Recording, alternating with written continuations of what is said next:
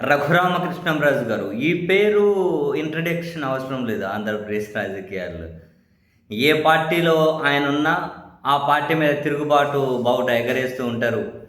ప్రస్తుతం ఆయన తెలుగుదేశం పార్టీలో ఉన్న టీడీపీ మీద డైరెక్ట్‌గా తిరుగుబాటు బావుట ఎగిరేసినట్లు కనిపించకపోయినా, ఆయన అసంతృప్తిగా ఉన్నారనేది ముమ్మాటికి నిజం. ఆయనకు మంత్రి పదవి ఇస్తారనుకున్నారు, ఇవ్వలేదు. టీటీడీ చైర్మన్ అనుకున్నారు, ఇవ్వలేదు. చివరికి డిప్యూటీ స్పీకర్‌గా ఆయనకి ఇచ్చిండేది కూడా తనను ఏమీ మాట్లాడనీయకుండా ఆ కాన్స్టిట్యూషనల్ అంటే ఆ రాజ్యాంగబద్ధమైన బాధ్యతలకు ఆయనకి కూర్చోబెడితే ఇక ఏమీ మాట్లాడకుండా ప్రభుత్వానికి తలనొప్పి తీసుకురాకుండా ఉంటారని చెప్పి ఖచ్చితంగా చంద్రబాబు గారు భావించి ఉండొచ్చు. అది ఆ విషయం ఆయన బయటకు చెప్పరు, ఈయన బయటకు చెప్పరు. బట్ చూసే వాళ్ళకి తెలియదా? అయినా కూడా రఘురామకృష్ణరాజు గారు సైలెంట్ ఉన్నారా? అండ్ మరీ ముఖ్యంగా ఈ మధ్యకాలంలో మతాలను రెచ్చగొడుతూ పూర్తిగా మత రాజకీయాన్ని చేసే ప్రయత్నం చేస్తూ ఉన్నారు. ఓపెన్గానే మాజీ ఐఏఎస్ల మీద, ప్రస్తుతం అంటే ఐపీఎస్ల మీద, ప్రస్తుత ఐపీఎస్ల మీద, సీనియర్ నేతల మీద ఎట్లంటే అట్లా మాట్లాడుతూ ఉన్నారు. వాస్తవానికి ఒక ఆయనటు సొంత పార్టీ మీద కోపం, సొంత ప్రభుత్వం మీద కోపం, ఏం తీర్చుకోవాలో తెలియక, ఏం చేయాలో తెలియక ఒక ప్రమాదకరమైనటువంటి ఆటకైతే తెరలేపుతూ ఉన్నారు.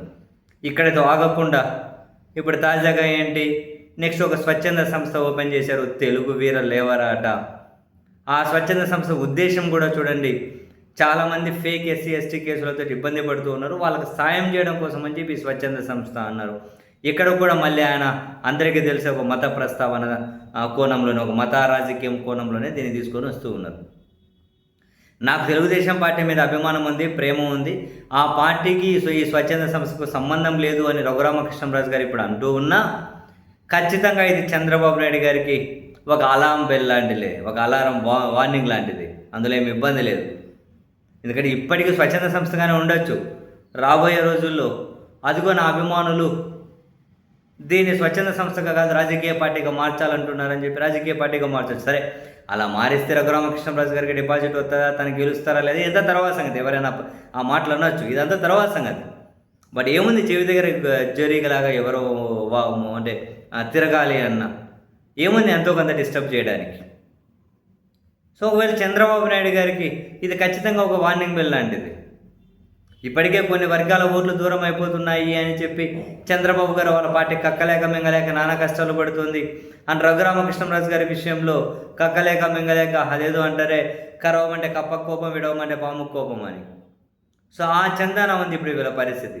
ఇప్పుడు మళ్ళీ ఇంకా స్వచ్ఛంద సంస్థ, అది కూడా మతాలను గెలుపుకుంటూ ఇప్పుడు రాబోయే రోజులు ఆయన రాజకీయ పార్టీ పెట్టారంటే చంద్రబాబు గారి మీద ఇంకెన్ని మాటలు అంటారో అందరికీ తెలుసు. మొత్తం మీద అయితే ఇది రాజకీయ పార్టీగా మారుతుందా మారదా అన్న విషయం తెలియదు, అది రాబోయే రోజుల్లో తేలాలి. బట్ ప్రస్తుతానికి తాను ఉన్న పార్టీకి అయితే మెడ దగ్గర ఒక కత్తి ఎలాడదీస్తూ ఉన్నది రఘురామకృష్ణరాజు గారు. అప్పుడు వైసీపీకి ఈ విధంగా అసంతృప్తి వ్యక్తం చేసుకుంటూ బహిరంగంగా ఆయన ఏ విధంగా ప్రవర్తించారో చూసాం. ఇప్పుడు అది తప్పకపోవచ్చేమో ఇప్పుడు కూడా. మొత్తం మీద రఘురామకృష్ణరాజు గారు అంటే ఏ పార్టీలో ఉండాలన్నా ఆ ఉంచుకున్న పార్టీ వాళ్ళే ఏమంటారు తీవ్రంగా ఇబ్బంది పడే పరిస్థితులు అయితే కలుగుతూ ఉన్నాయి వాళ్ళకి.